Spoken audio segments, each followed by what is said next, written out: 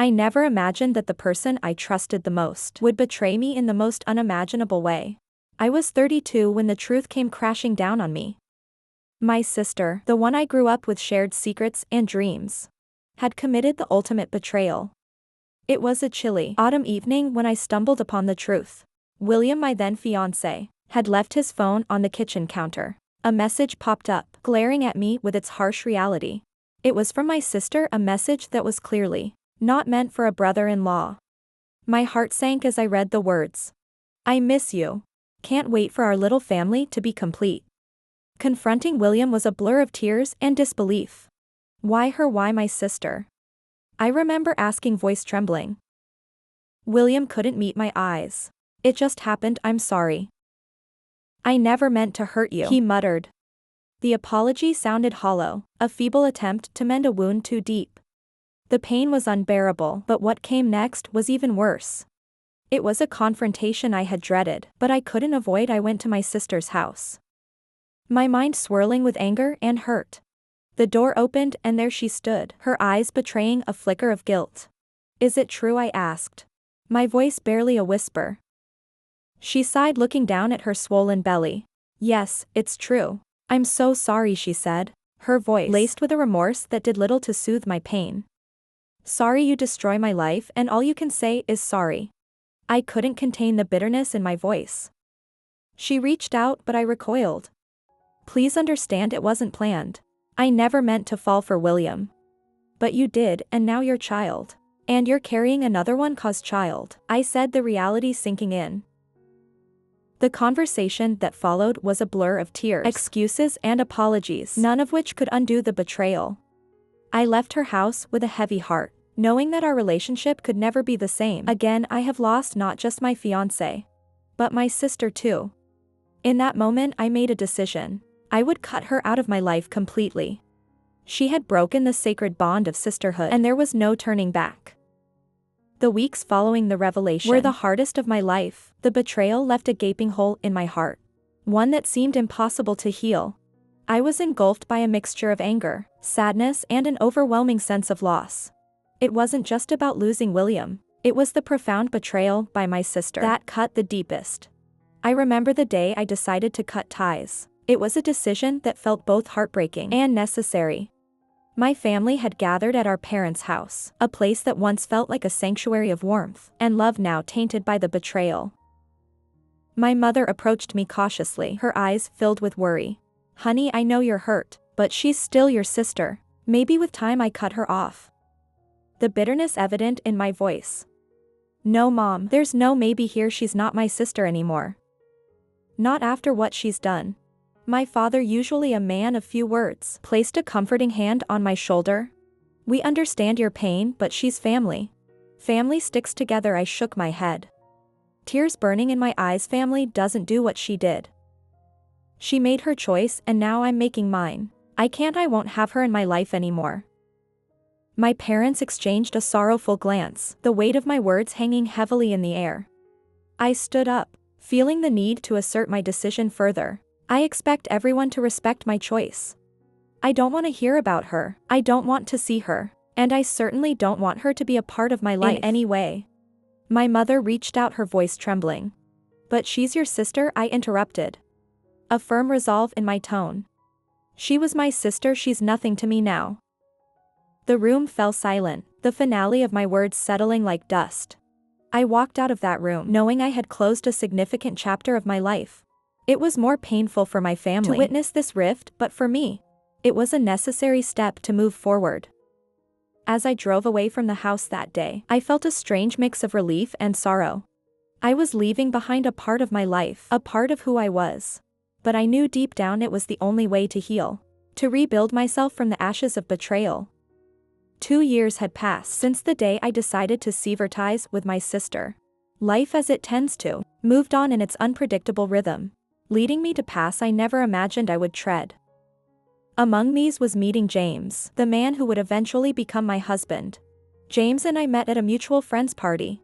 I wasn't keen on attending, still nursing the wounds of my past, but something about that evening felt different. It was there, amidst laughter and casual chatter, that I saw James for the first time. He had a kind smile and eyes that seemed to understand the world. In a way few did. We hit it off instantly, talking for hours. It was during one of our deep conversations that I decided to open up about my past. I had a pretty rough breakup. I started hesitatingly, my ex-fiance and my sister. They betrayed me in the worst way possible.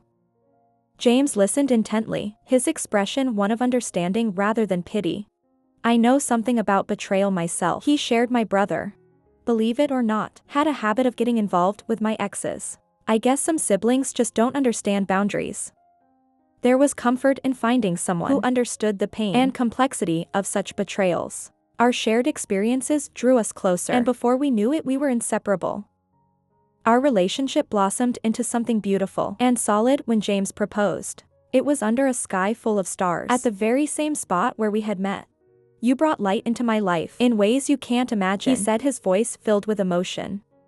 Will you marry me? Tears of joy rolled down my cheeks as I nodded, whispering yes, yes, 1,000 times yes. Our wedding was a small, intimate affair surrounded by those who truly mattered. As I walked down the aisle, my heart felt lighter than it had in years. The pain of the past was still there, but it was overshadowed by the hope of a new beginning. James and I soon started a family, welcoming 3 beautiful children into our lives. They were a constant source of joy and laughter, filling our home with love and warmth. In those moments, holding my children or looking into James' loving eyes, I realized how far I had come. The betrayal that had once seemed like the end of my world was now just a distant memory. It had led me to this new life, a life filled with love, trust, and the happiness I once thought I'd lost forever. Life with James and our children was blissful, a stark contrast to the turmoil of my past. However, the world outside our little haven continued to spin. And with it came news of my sister and William that I couldn't avoid. One evening, as James and I were putting the kids to bed, he mentioned, I heard something about William today. He's had an accident at work, quite serious, I believe. I passed, a complex mix of emotions bubbling inside me. Oh, and how did you hear about this, Mike from the office? You remember, he's William's colleague, James explained, and my sister. The words left my lips before I could stop them. A part of me didn't want to know, but the other part, the part that still remembered her as my sister, cared despite everything she's struggling, to say the least. With William's disability and her own health issues, things aren't looking great for them, James said gently, understanding the weight of his words. I sighed, deeply conflicted. Thank you for telling me, James. The news of their hardship stirred something in me. Despite the pain and betrayal, I couldn't completely erase the fact that she was once my sister, someone I loved and cared for. But the wound was still there, a reminder of the line she had crossed. A few days later, my mother called. I could sense the hesitancy in her voice. Dear, I know you don't want to hear about her, but your sister is in a bad place right now. And with William's condition, they're struggling to even feed the girls. Mom, hi. I started, my voice heavy with unspoken emotion. I'm not asking you to forgive her, just maybe there's something you can do. For the girls' sake, they are your nieces after all, she pleaded softly. I felt a tug at my heart, thinking of the innocent children caught in the middle of this mess. I need to think about this, Mom. I can't promise anything after the call. I sat down with James, pouring out my conflicted thoughts. They're innocent in all this, James. The kids, but helping them means opening a door I've closed a long time ago. James took my hand, offering a comforting squeeze. Whatever you decide, I'm with you. But remember, you don't owe them anything. Your first responsibility is to yourself and to our family. His words were a balm, a reminder of the new life I had built. A life that was far removed from the shadows of my past. I lay awake that night, pondering over a decision that felt impossible to make. My heart ached for the children, but was it enough to risk the peace I had fought so hard to find? The dilemma of whether to help my sister and her family weighed heavily on me. James noticed my unrest and often asked if I was all right, but I found it hard to articulate the storm brewing within. One evening, as we sat down for dinner, the phone rang. It was my father. This time his voice was weary, a tone I wasn't accustomed to hearing from him. Your sister and William are in a tight spot. They asked if we could take in the girls for a while, he said. I felt a knot form in my stomach. And what did you say? We're considering it. But they also asked if you and James might help. I was silent for a moment, digesting his words. Dad, I don't think I can do that. There was a pause on the other end. I understand that they are just kids. They shouldn't suffer for their parents' mistakes. I know, Dad. I know, but it's not just about the kids. It's everything she did, everything she took from me. I replied, my voice strained with emotion. We just thought maybe for the sake of family. Dad, some moons are too deep. I'm sorry, I can't. I hung up, feeling a mix of frustration and guilt. James reached across the table, covering my hand with his. It's okay to say no, you've been through a lot. I nodded, grateful for his support, but still tormented by the decision. A few days later, my sister reached out directly, a message appearing on my social media. Her words were desperate. I know what happened between us, but I need you, the girls need you. We're family after all. I stared at the screen. Her words echoing in my mind, family. That word have lost its meaning. When she betrayed me, I replied. My fingers typing with a resolve that surprised even me. What we had as family ended a long time ago. I'm sorry, but I can't help you. She responded quickly, a hint of bitterness in her words. How can you be so cold? They're just kids. And they have their parents and grandparents. I have my own family to think about. I wrote back, my heart racing with a cocktail of emotions. The exchange left me drained. It was one thing to say no to my parents, quite another to deny my sister directly. But I knew in my heart it was the right decision. My loyalty was to the family I had built, the family that stood by me when my world fell apart. That night, as I tucked my children into bed, their innocent faces, a stark contrast to the complexity of the adult world, I knew I had made the right choice. My duty was to protect them, to ensure their world remained unscathed by the shadows of my past. Despite my clear message on social media, my sister refused to take no for an answer. A few days later, she tried to contact me again, this time through a more direct approach. I was in the kitchen preparing dinner when I heard the familiar tone of an incoming video call. Hesitantly, I accepted the call, and there she was, my sister, her face worn with stress and worry. Please, I'm begging you. Where do our wits end here? William can barely move, and I'm struggling to keep up with everything, she pleaded, her voice cracking with desperation. I took a deep breath, trying to steady my racing heart. I told you already I can't help you. I'm sorry. But we're sisters, she insisted. Tears welling up in her eyes. Remember how we used to dream of our future together? How we promised to always be there for each other? That was a long time ago, before you made your choice, I said, my voice steady despite the turmoil inside me. She was silent for a moment, then said, it's not just about us anymore. It's about the girls, don't they deserve a chance? I felt a pain of sympathy, but it was quickly overshadowed by the memories of betrayal. They do deserve a chance, but not at the cost of my family's peace. You have other people who can help. She sobbed openly, now her face a portrait of anguish. I never meant to hurt you like this. I was just lost. We all make choices, and we have to live with the consequences, I replied, my voice firmer than I felt. The call ended with her in tears, and me in a state of emotional exhaustion. I turned off my phone, not wanting any more intrusions into the life I had painstakingly rebuilt. James found me sitting at the kitchen table, my head in my hands. Are you okay? He asked, concern etched on his face. I looked up at him, grateful for his presence. It was my sister, she's trying to guilt me into helping them. He sat down beside me, taking my hands in his. You don't know her anything. You suffered enough because of her actions. It's okay to think of yourself. I nodded, drawing strength from his words. That night, as I lay in bed, I realized that my sister's pleas had only strengthened my resolve. I had moved on, and I couldn't let the ghosts of my past disrupt the life I had so carefully built. The decision to stay away from her was not just a choice, but a necessity for my own well-being. And for the sake of my family. My decision to not help my sister and her family was met with mixed reactions. From my family, some understood my stance. But others, particularly my extended family, viewed it as heartless. The subject came up during a family gathering at my parents' house, a setting that once felt like a refuge but now seemed more like a battleground. As we sat around the dinner table, my aunt, always want to speak her mind, broached the topic. I can't believe you're turning your back on your own niece and nephew, they're just children. I felt all eyes on me, the weight of their judgment heavy in the air. It's not a decision I made lightly. I started trying to keep my voice calm. But there's a lot of history there that can't be ignored. But they are innocent in all of this. My uncle chimed in. Shouldn't they be spared from the sins of their parents? I took a sip of water, buying myself a moment to collect my thoughts. I understand that and I sympathize with them. But being involved with my sister again, even indirectly, is something I can't handle. It's a boundary I've set for my own well-being. My mother, always the peacemaker, tried to soften the atmosphere. Let's not forget what she went through. This isn't an easy situation for anyone. The conversation shifted, but the tension lingered. Later in the kitchen, my cousin approached me. I get that you're hurt, but don't you think this grudge has gone on long enough? Your family after all. I leaned against the counter, feeling a familiar frustration rise within me. It's not just a grudge, what she did changed everything.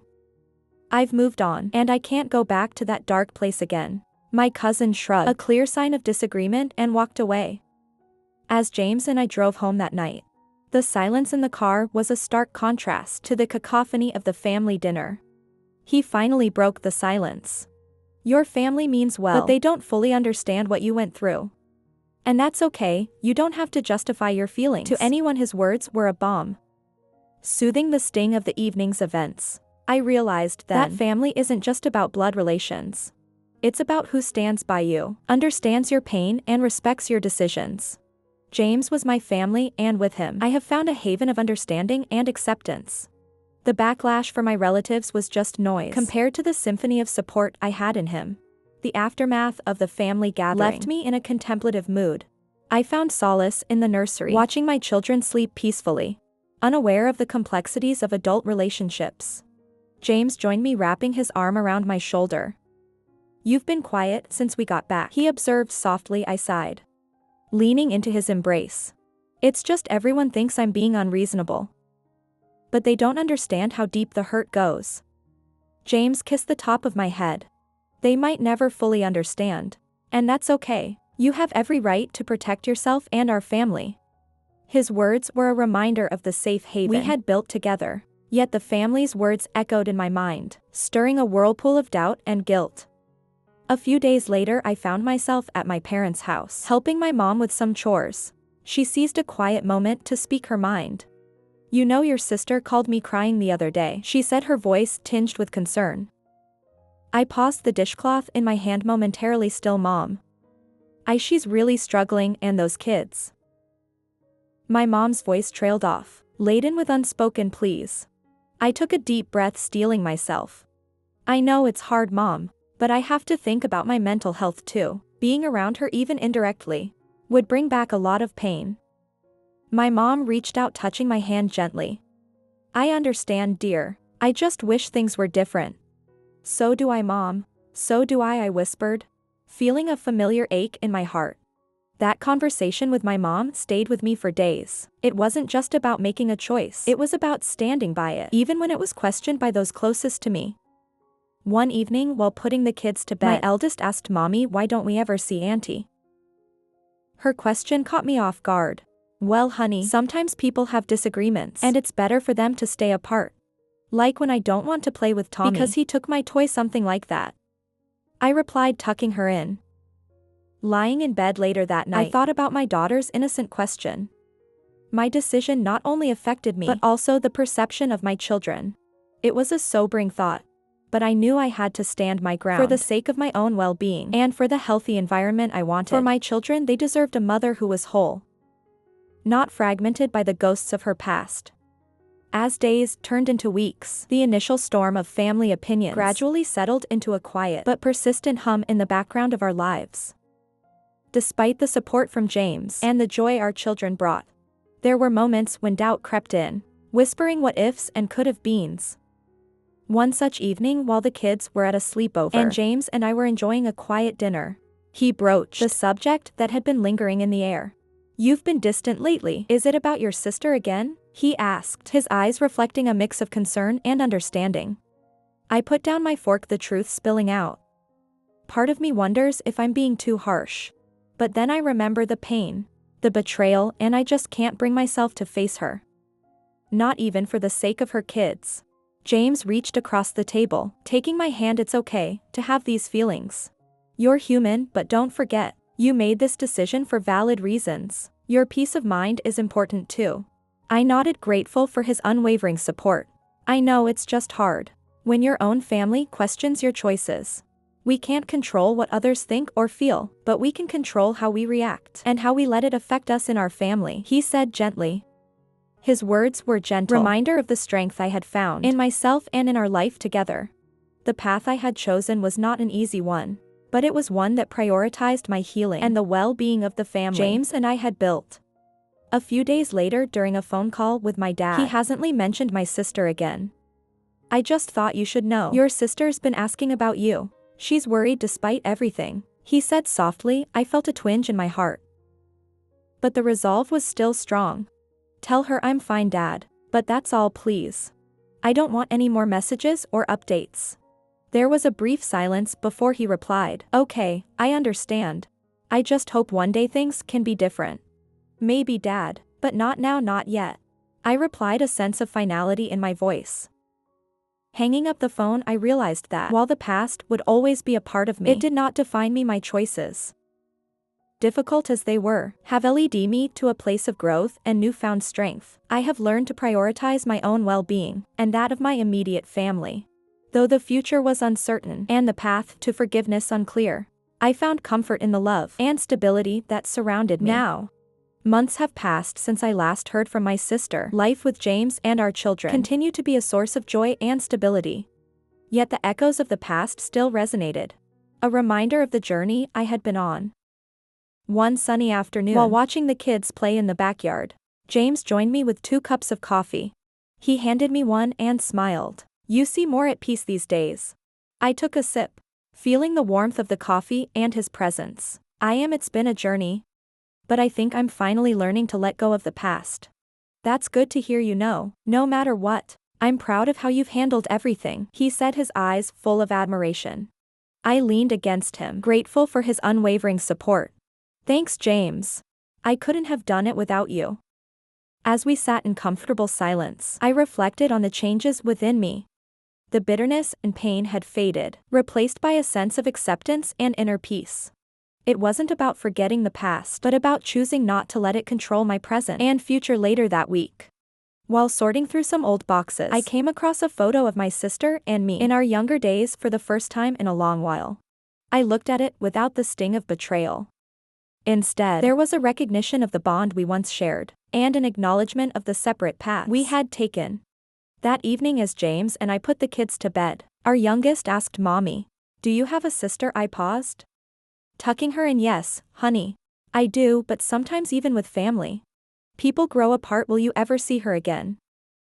She asked, her eyes wide with curiosity. I kissed her forehead, a bittersweet smile on my lips. Maybe one day, sweetie.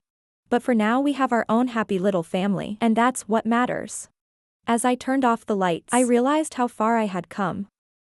The journey through pain and betrayal have led me to a place of strength and resilience. My family, James and our children, were my anchor, my source of unconditional love and support.